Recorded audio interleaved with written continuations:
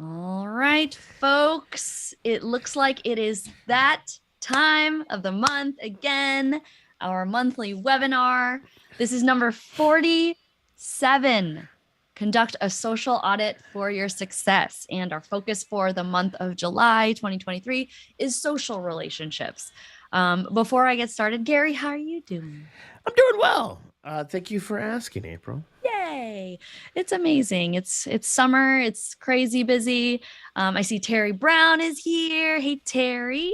Thanks for joining us live. And for those of you who are either going to catch this on a replay, either as a member of the ASC or the member outside, or somebody outside in the YouTube verse, welcome. We are the Accountability Success Circle, and we are a community that is focused on helping people accomplish their goals and dreams in the most fun, non-hustle, stressful way, really progressing with our lives, being intentional, and just having a grand old time while we improve ourselves day by day. If you want to check us out, we are at accountabilitysuccesscircle.com. But the purpose of these webinars is to, engage in conversation around topics that are important in our personal growth. And so, as I said earlier, we were talking about social relationships. There's 8 different areas that we focus on. This whole year, we've focused on career, health and wellness. We just did intimate relationships last month, money, social relationships is this month. Fun. What am I missing? Fun is a huge one. It's in a category on its own. Family and personal development. I think I got them all. And so we talk about these areas and try to help you just a little bit, right? I mean, there's so much content out there in the world these days, but we're trying to have some of those really great conversations that maybe aren't out there and easy to do. And we want to also do this in a very chill way. So just enjoy this conversation. If you're here live, feel free to type into the chat. Even if you are chiming in later, feel free. We're always, looking to, engage with whoever absorbs the conversations that we have. And if you have any ahas or questions, please feel free to share that with us, because we are here to serve you and help you. And with that, we're going to have an awesome conversation today about just your social spheres. And the last time we did a social relationships deep dive in a webinar was back at webinar 16.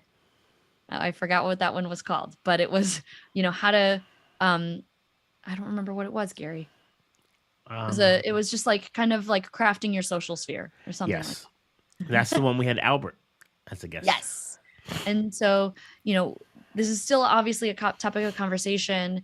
But what we want to do today is talk about how do you evaluate the people that are in your life and know the purpose that they serve, making sure that you're leveraging your social connections to help you in a successful way, and also making sure that you understand for yourself what's important to you as you create new relationships, or, like if you're looking for more social people, whether it's social context in the business sense or social in your personal, making sure that you are identifying the right people that can feed you and not drain you, but also people who are, in alignment with and supportive of who you are as a person, so that you can be authentic and all of that. And so we're going to have a really great time. Gary, do you want to anything to add before we kind of just dive into our topics? Nope. Let's dive on in. All right. So, and obviously if you have any questions, make sure you ask them in the chat, or if there's anything that resonates with you, please feel free to share. Yes. Either on the replay or live. So let's start with just why is it so important to have the right people in your social circles? Well, I always use this quote by Jim Rohn, that you're the average of the 5 people that you spend your most time with. And that's just how it is. Think about and we're gonna go into deep, with this about the people that are in your sphere, but if you really think about it, yeah, we are influenced by them, consciously, unconsciously. Uh, look at April. She's wearing all black now, and she's wearing glasses. Like she didn't used to do that. I'm I'm joking. becoming Gary Weir clone 2.0 in female form. Right? Um, so and this, if you're not conscious about it, you know, it can like sort of zap your energy. We're going to talk about all that. So yeah, we are social beings, and that we're designed that way. So yeah, so it's important to be mindful about that, because especially for those folks that are in like our community, you're all about you have big ideas and you want to get them accomplished. So how can you work smarter, not harder? And one last thing, for any people who've ever ridden a bike, there's a thing called a Peloton, not the actual bike itself, but it's named after a group of bikers. And if you've ever noticed that they ride in packs, and just like birds, they fly in a pack, it's so that they can leverage each other's energy so that they're more efficient, and then they don't have to work as hard. So that's my thought on why it's important to understand your social sphere and curate it. Yeah. And I think, piggybacking on what Gary said, I think the big thing that we all need to acknowledge is that we absolutely cannot do life alone, right? And Leah says hi in the chat. Hey, Leah. So we can't do life alone. And so in order to do that, we need to rely on others. Like, we can't do everything. We can do an everything, but not everything, right? We need to rely on people to support us in our own personal goals. And in order to do that, we need to make sure that we find those people and keep them close to our chest. So let's kind of also take this down to, okay, so if these are all the reasons why it's so important to have the right people in your social circles, what happens when you don't? What happens when you just, get people in your social sphere that are just there, or when you're unintentional? Like, what are the downsides of not having the right people around you? What You do want we me to want? go? Yeah, you go and then I'll go. Um, well, I feel like the opposite is true. It can be more challenging. You don't have access to the folks that are going to help you get to where you're going to be, and it could potentially hurt you economically, and emotionally. And I know, and it's important to address that. Sometimes people don't have that luxury. I am very grateful that I have that privilege, that I've you know curated my network because of my schooling and my work and stuff like that. And I know that not everyone has that ability, but I feel like everyone has a choice to make shifts to help them. But yeah, if you are not, and I like to say, most of the time, I feel like the people that are at a disadvantage, it's because they're not being conscious about it. It's sort of like an unconscious thing. Is like, I'm just sort of flowing through life, and not realizing that, oh yeah, I'm wondering why I'm getting sucked back into these vices that I want to get out of, and everyone around me is doing these things. Is like, yeah, it's kind of hard when you're not conscious about it. Yeah. When I think about the downsides, my organizational brain automatically always wants to think about like time. Time is so precious. It's finite, right? We only have so much time. And yeah, it might feel good to be social with people and have connections, but when you're unintentional about those connections, like, how much time are you wasting on things that on people in this case that aren't supporting your highest interests? Like, as Gary was saying, if you have things that you want to improve, but then you surround yourself with people who do that thing, and it's almost like an addiction, right? It's like you expose yourself to certain things that aren't good for you.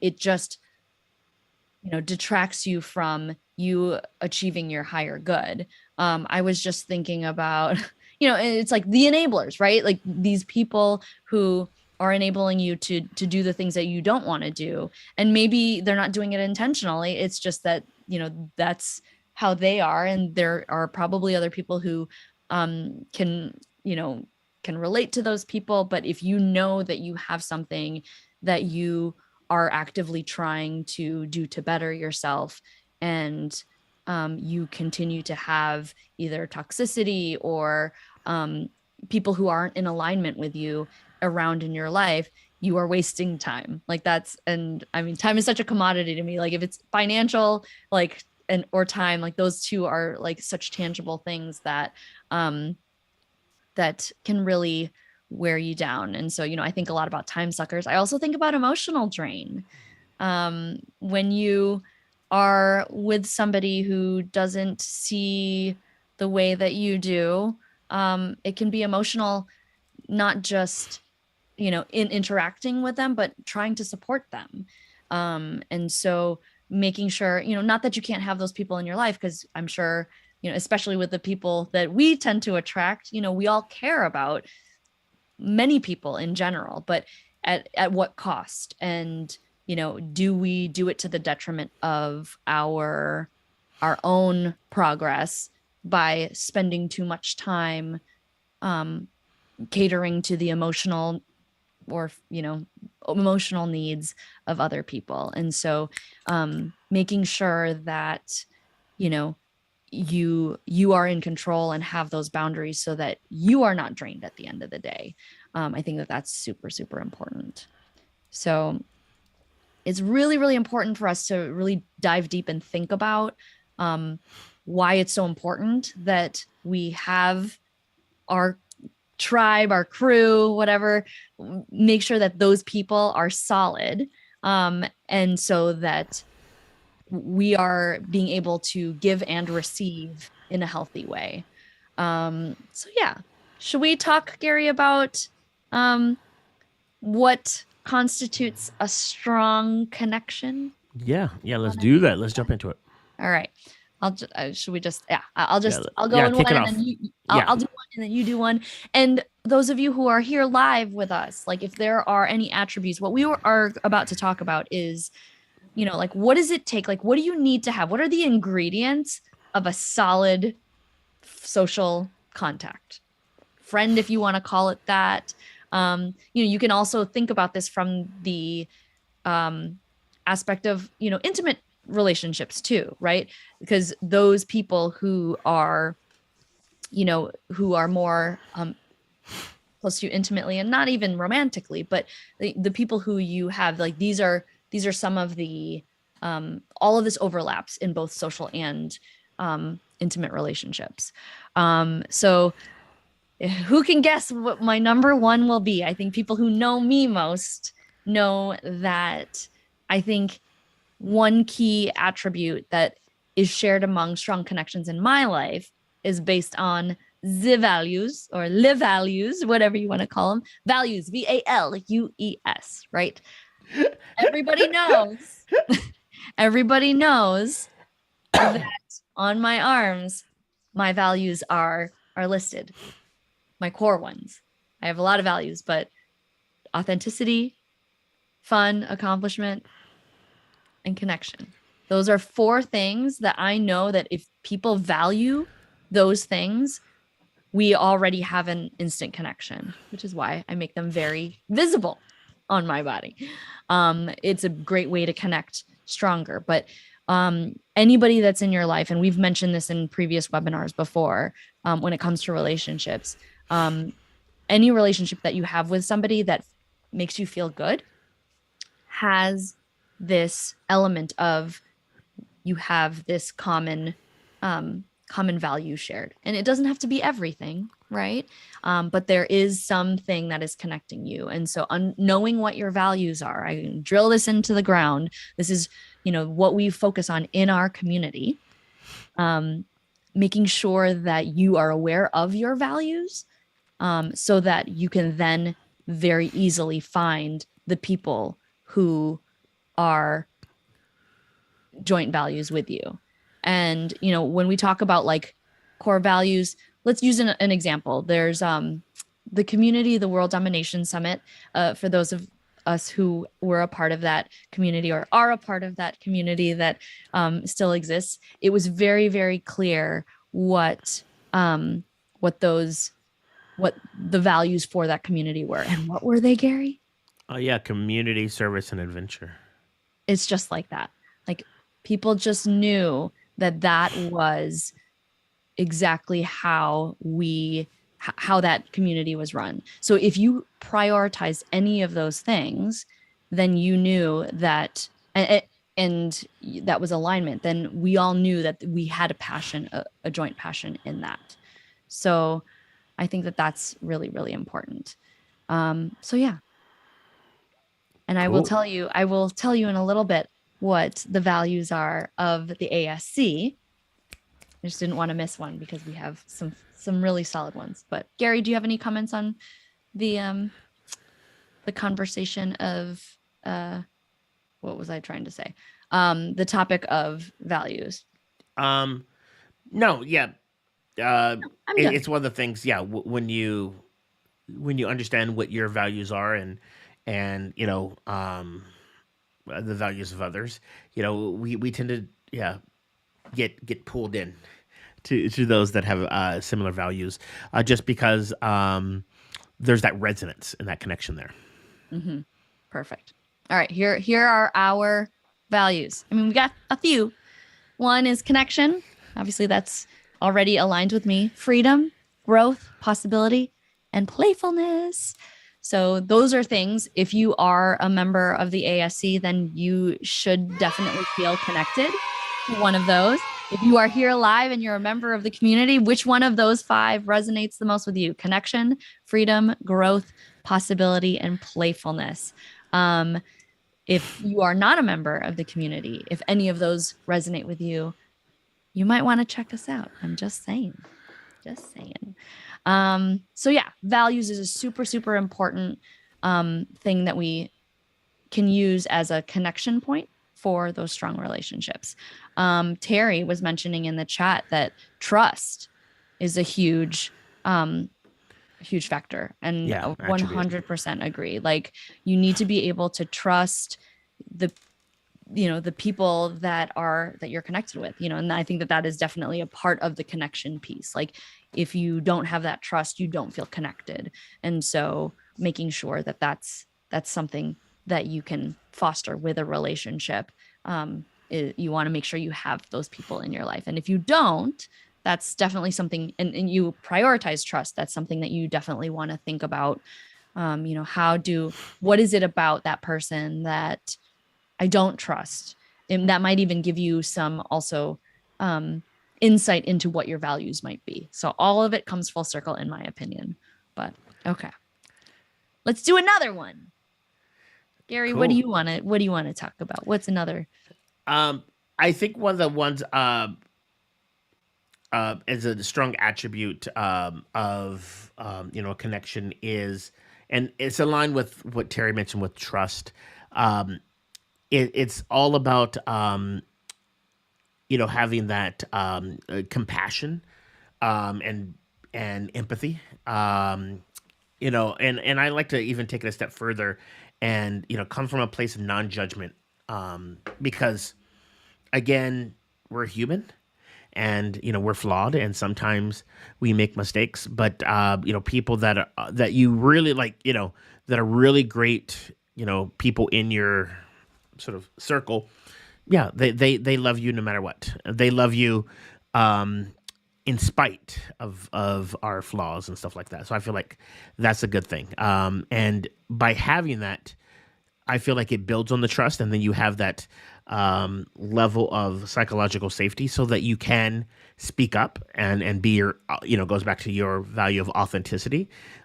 Without that, I feel like, you know, you're you might come across as fake because you're like, and as a recovering people pleaser, I know I've been in, looking back, I've been in a number of circles where and again, this is where it comes from, the unconscious and consciousness. Like, I think it was an unconscious sort of response, but I look back, I'm like, oh my God, that was not even me. I remember going to some of these conferences and like having to like have this sort of persona and stuff. And then afterwards I'm like, ooh, who was that?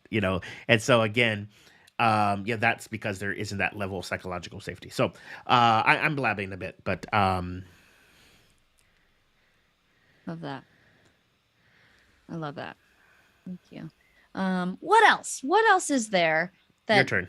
creates? Yeah, it's like we're playing a game here. We're going boop boop boop boop. What else is a key to strong connections? One of the ones that's very top of mind for me right now is having an aligned communication style. I think that communication is key in every relationship, right? But I also think that, different people communicate in different ways, and being able to communicate with someone in the same kind of way that you like to communicate. And that has to deal with a lot of awareness on how you like to communicate, right? There's certain things that that can show up. How do you handle conflict? How, are you somebody who really likes to get into detail? Are you somebody who's a little bit more quiet and reserved and maybe a little bit shorter and to the point? I think that for me, I personally know that I'm a talker. I can go blah, blah, blah, blah, blah. And I know that I feel most comfortable when, even if people aren't that talkative, they are willing to receive the information or digest my wordiness. But I know that that's how I am. And I also do know that I like to talk things through. I like to tell the whole story. Me and Gary were joking about this, but like, I'm the ADHD storyteller where I have to be like, so we were here and then, oh, and then this story, but let me come back to this. And then here's where we go. And then, oh, but wait, here, let's talk about this. And then here I am, but oh, let me just completely go on a tangent and tell you this story. And then, oh, hold on. What was I talking about again?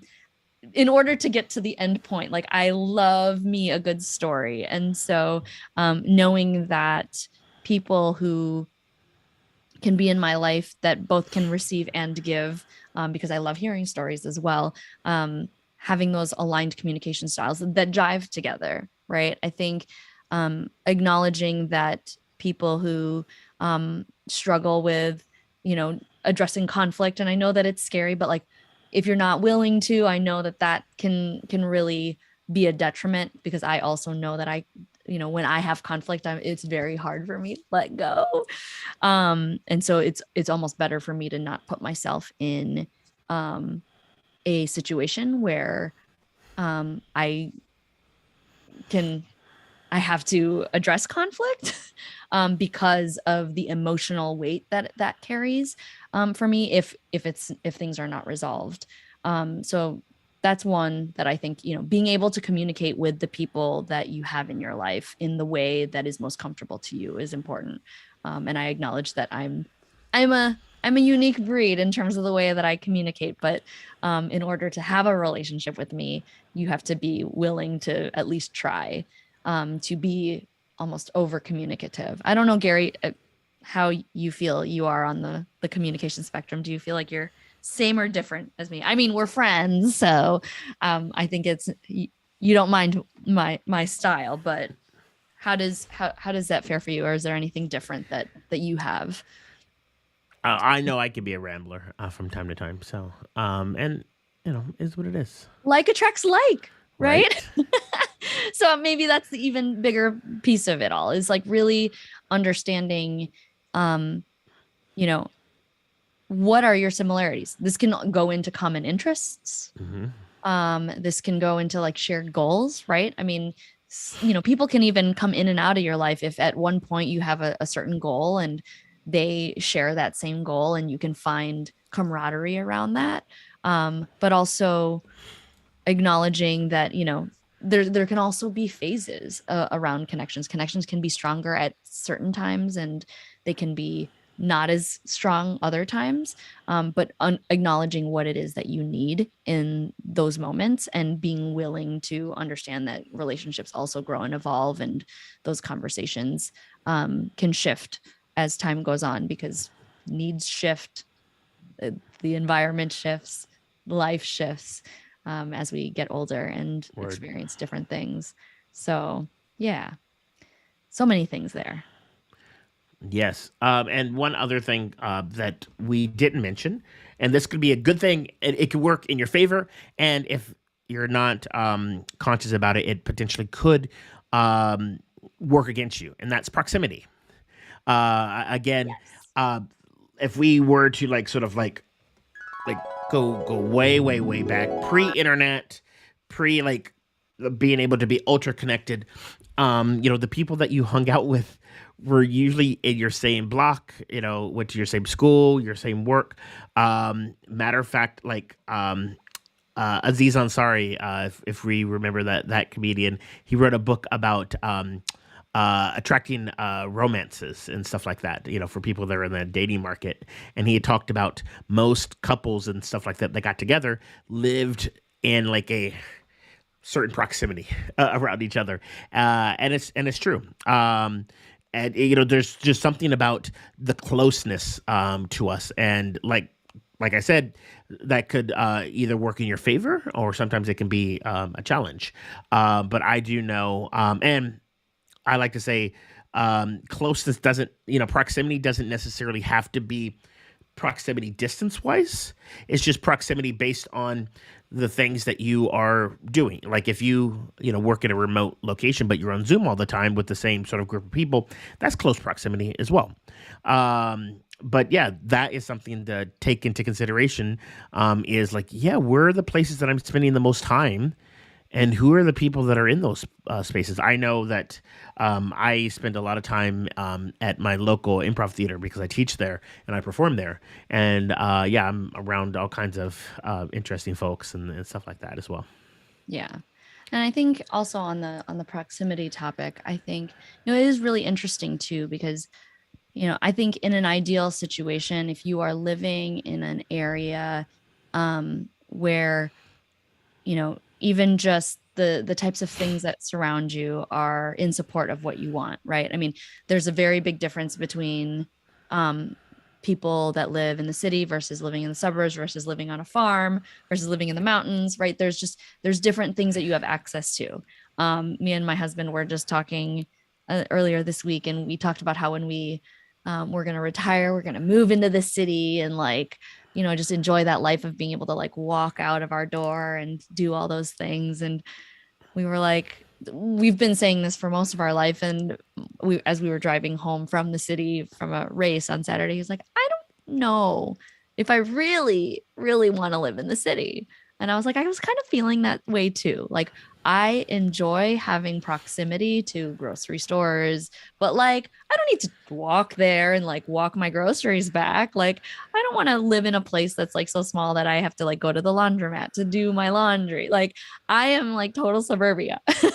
And so that's what I'm surrounded by. And so it's not even just the people proximity, but it's, the type of lifestyle, and that, becomes a shared goal or common interest is having this type of lifestyle. But it's also knowing the type of people that are showing up in your community, because it can really impact the way that you feel you belong, right?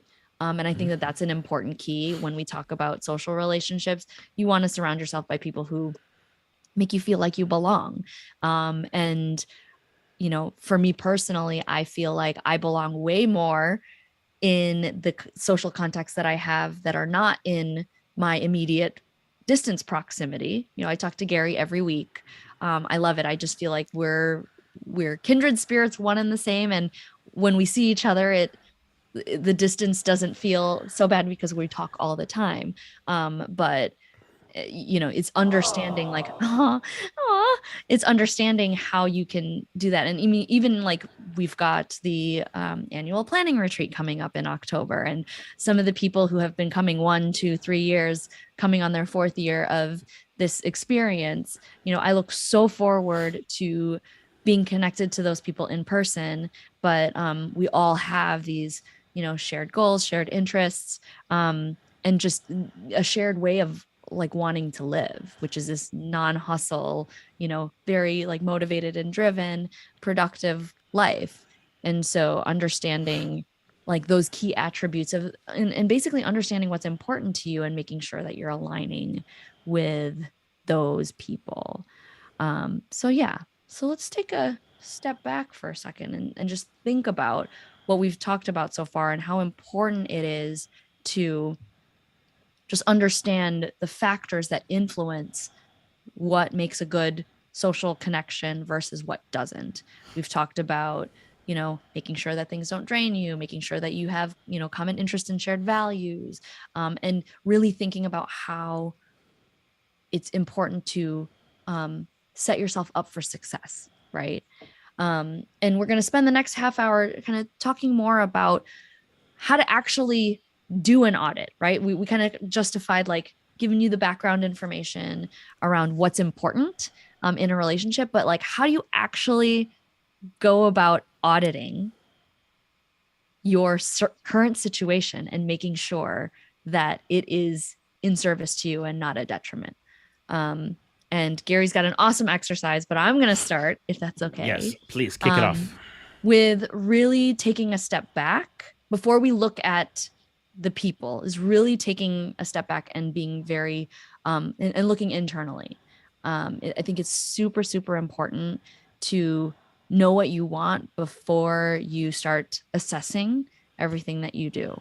And so if you're here live or if you're just going through this, I want you to kind of just take a minute, just breathe. You can look off to the side or close your eyes or whatnot. But what I really want you to do is really envision and take some time to think about like, what is it that you want, right?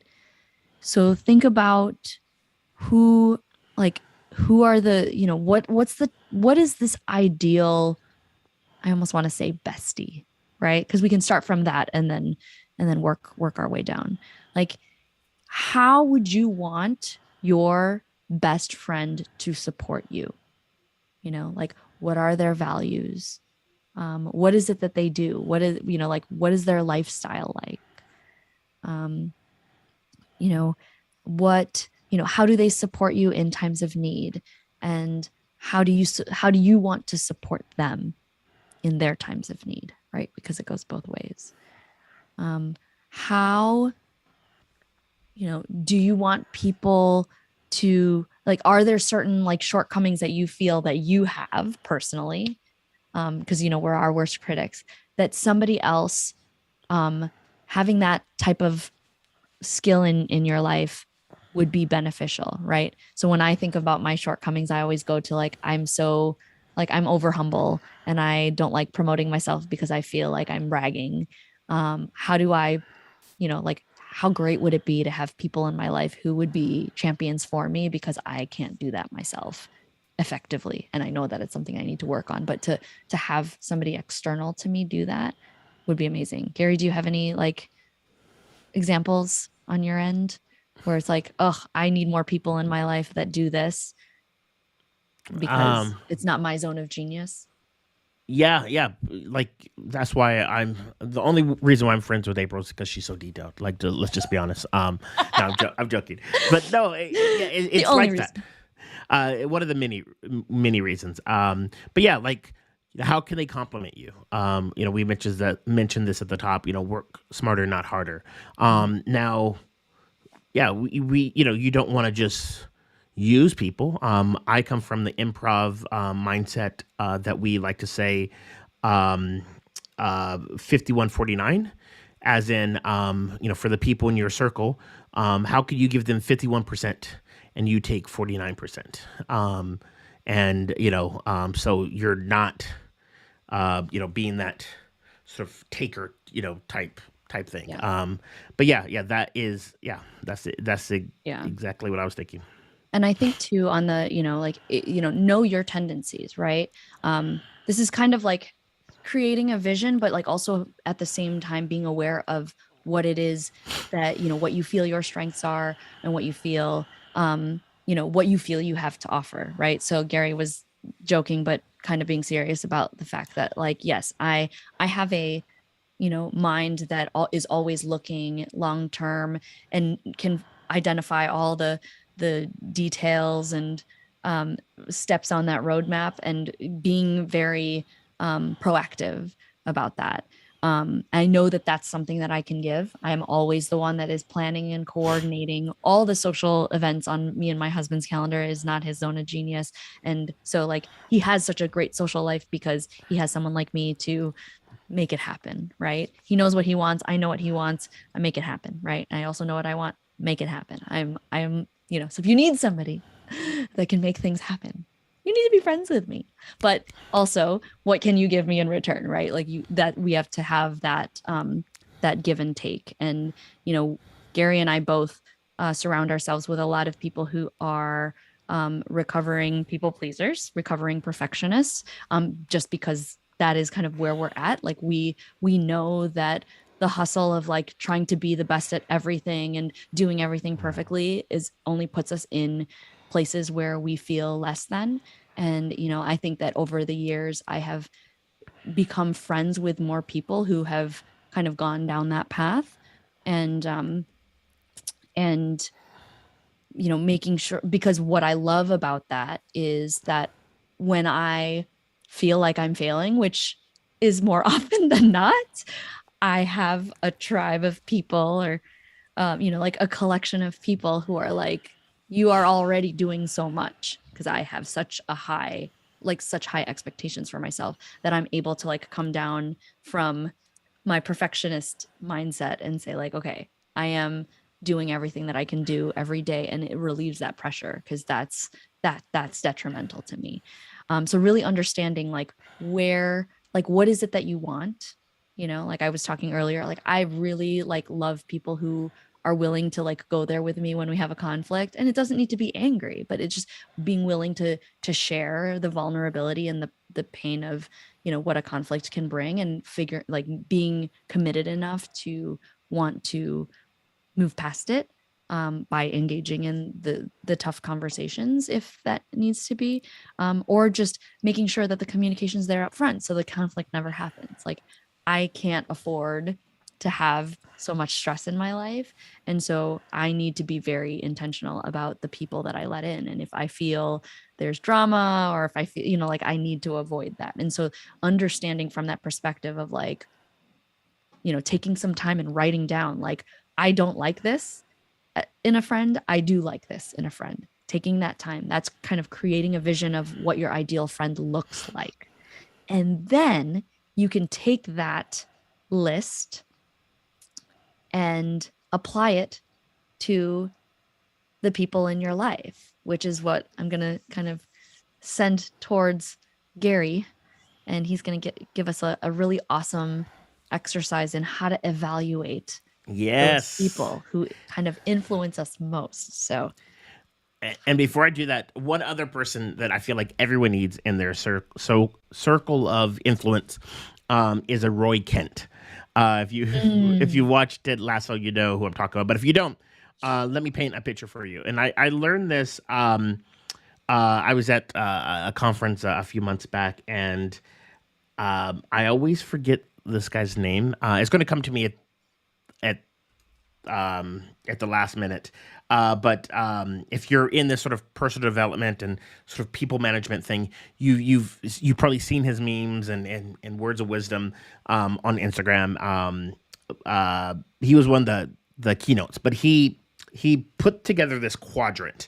So we have the left side is the givers, the right side is the takers, the top is agreeable, and the bottom is disagreeable. So if you have someone that is in the top left, they are a giver and agreeable, and that's a Ned Flanders type person. From The Simpsons. Is always giving a lot, super agreeable, and that's great to have in your circle. Makes you feel good, but at the same time, are they going to be the one that's going to challenge you when you're sort of going off, in the wrong direction? Then we have in the top right, these are agreeable and takers. And he used Stewie Griffin from that. And so, Stewie has an agenda all of his own. He's a nice guy. He's going to agree with you, but he has something that he's trying to get. And then on the bottom right, we have disagreeable and a taker, and that is the Emperor from Star Wars, where that person, you do not want that type of person in your life. They are not going to agree with anything you have to say. They're always trying to get for themselves.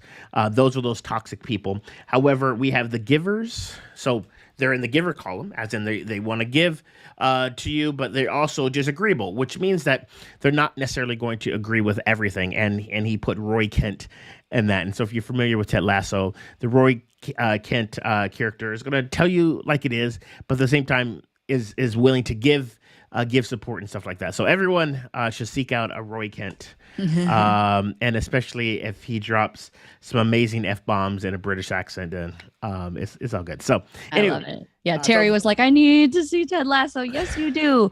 You need to, Terry, just find a month where there's like a lull in TV programming or something that you don't want to watch and you're not sure. Just pay that $6.99 and just binge the whole thing. I think you can get a free month trial, and it's only 3 seasons.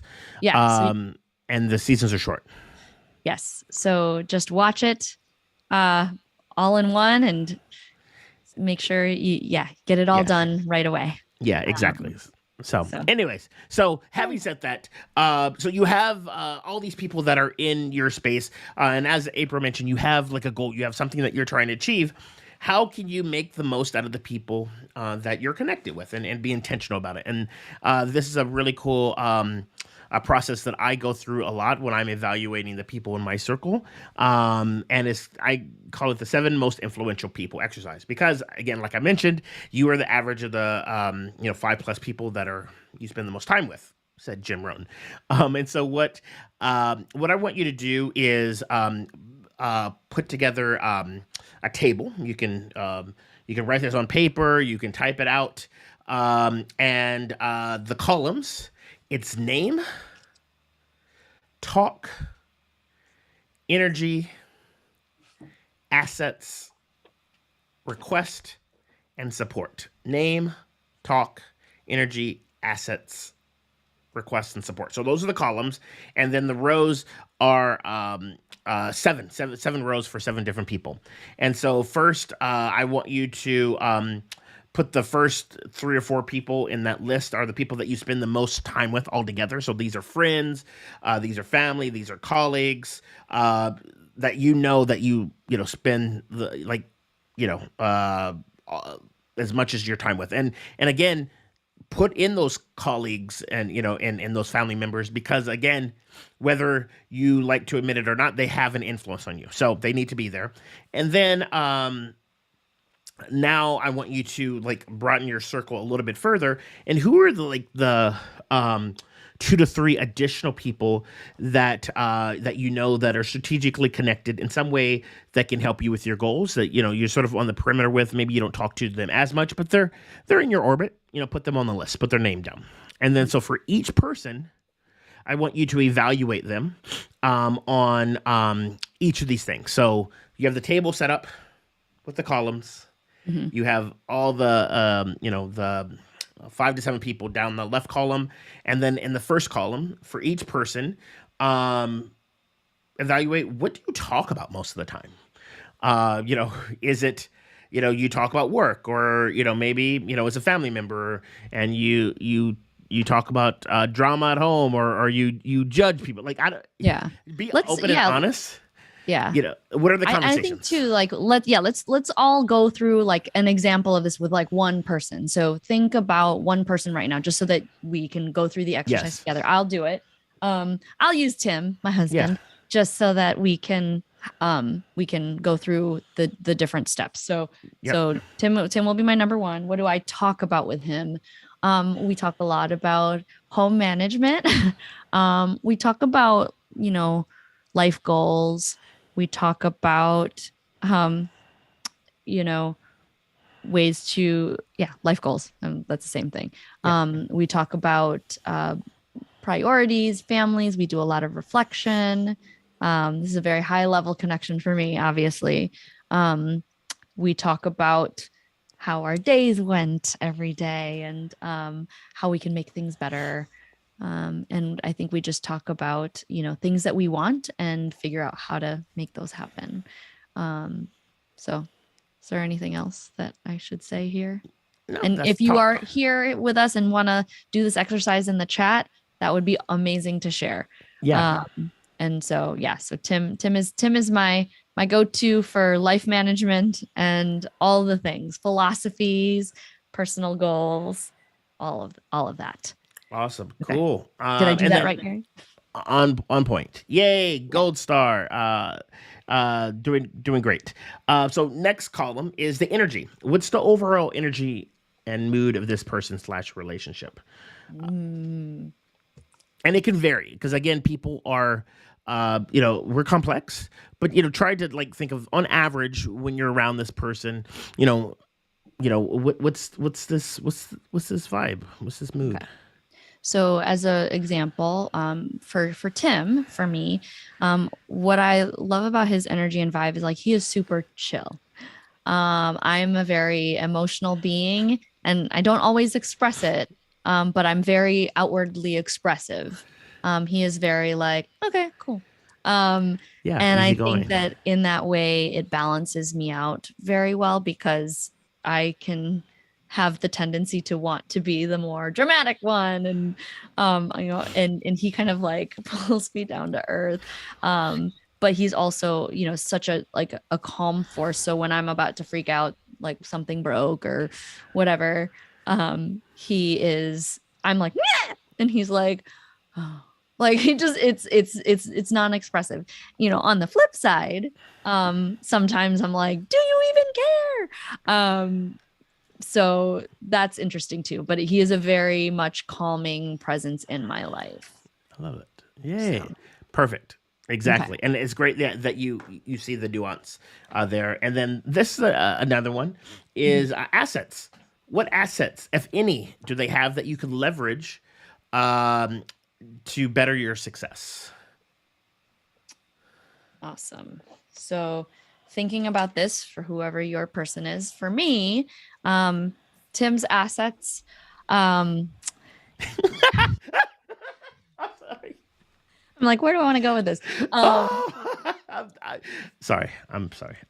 I'm just like Um, immature most of the time. with his ass. His That's, assets. Yeah. uh, You're like speaking of Tim's assets. I'm like, all right, there we go. All right, sorry. yeah.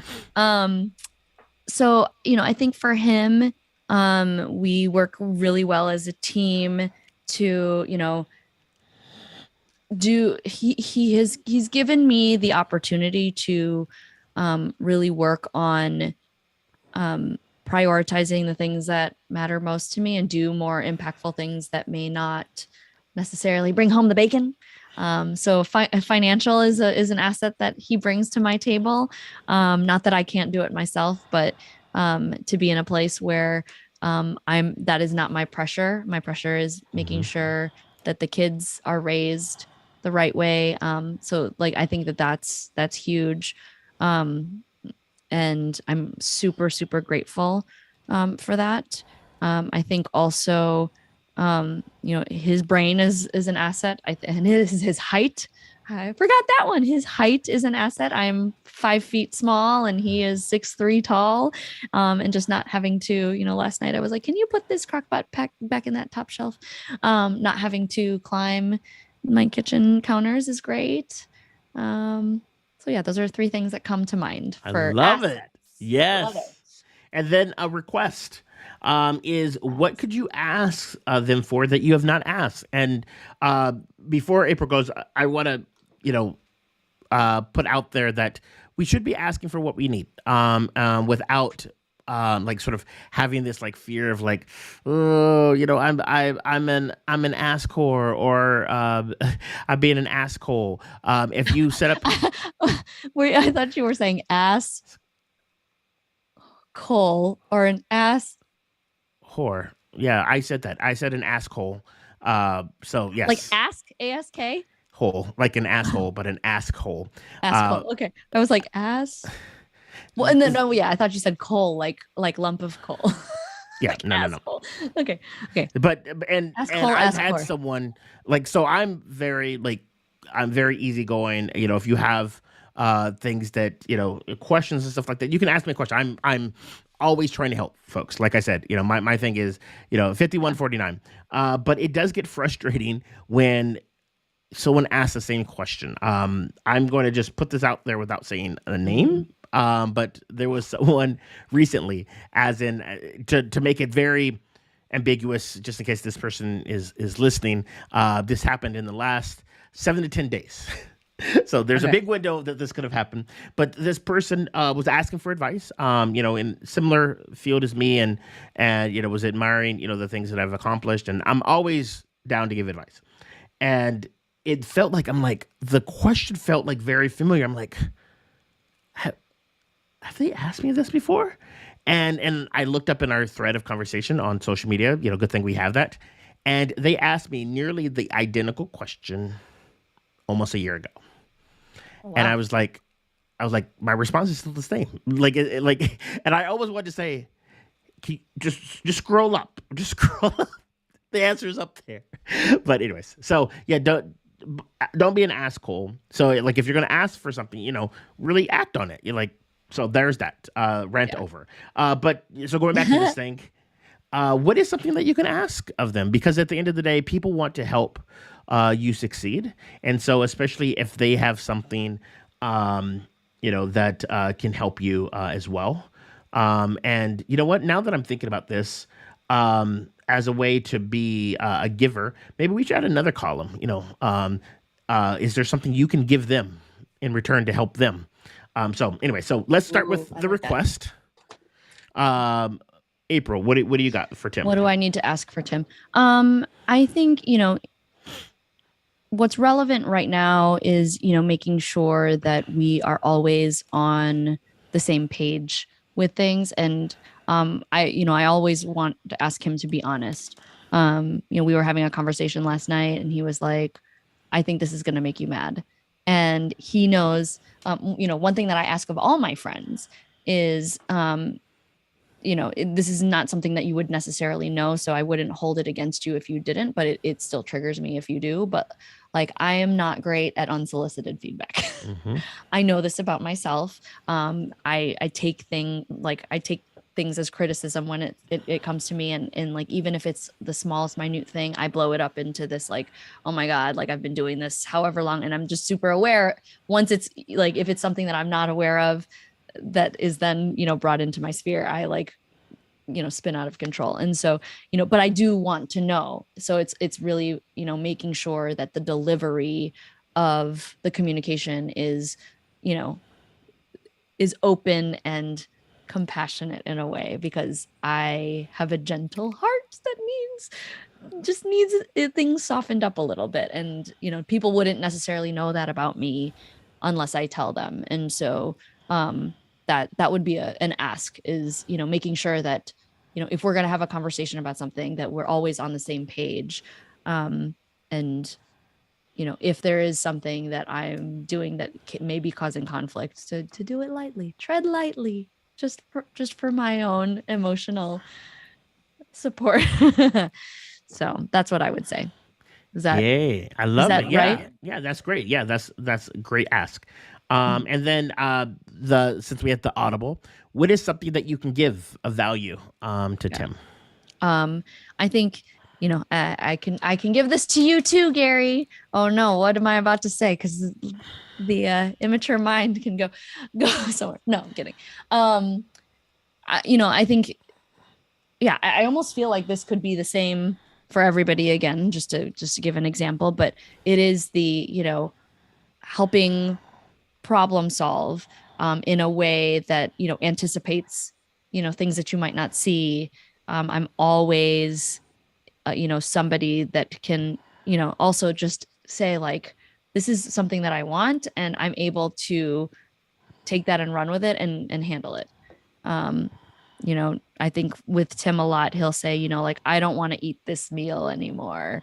Then I have to, or it's like a meal that's been in our rotation and he's sick of it. Then, it's like, what's the next new meal? Like, there's not necessarily, you don't necessarily need to give me like the step by step detail how, and if you want to, I will follow it to a T. But I She's great at also that. am like, like, consider it handled. Like, I'm the Olivia Pope of like intentional life problems, right? Like, you want something, let me figure it out. I'll get it handled.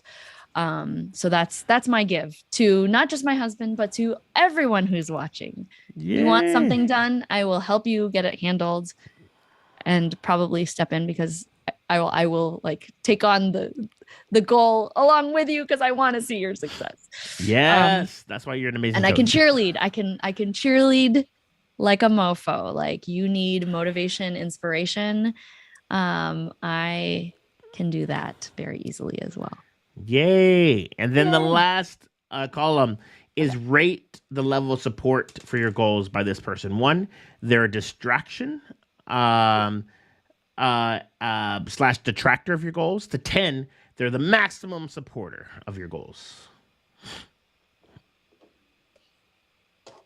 I'm gonna have Tim watch this video a little bit later to see like, I would like to know Tim's answers since you're up in the list as well for him. ooh, yeah, maybe I'll do that before I let him see this. Um, um,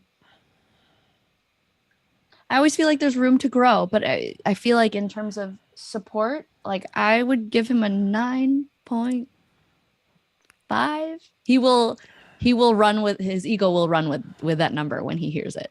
But he is so supportive.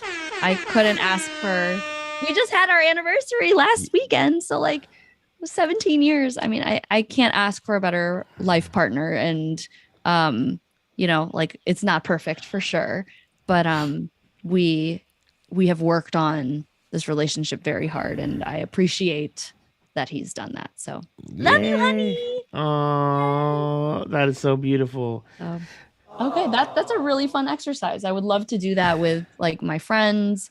Um, and I Yes. think I think here's another thing. For those of you who are listening to this right now, like, are there any ahas about the process if you were able to do the exercise with a person in your circle? But like, I also want to almost call out the just the energy of like going through this process. Like, when you are talking about that influential person, how does that, like, when you actually say stuff, how does that make you feel?